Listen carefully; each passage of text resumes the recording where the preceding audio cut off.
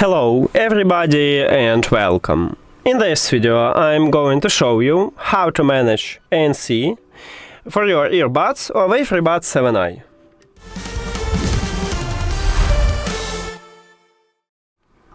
You have to start by open HUAWEI AI Life application.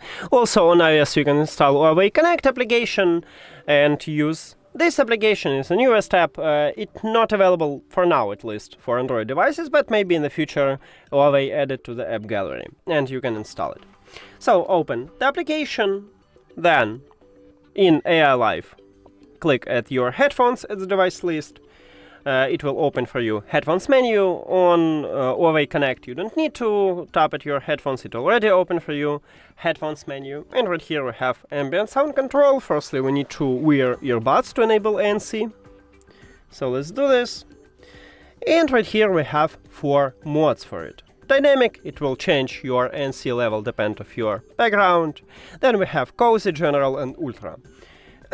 So cozy used for the place with little noise, but for me, I tested and I didn't get what the difference between cozy and general. I didn't hear the difference between it.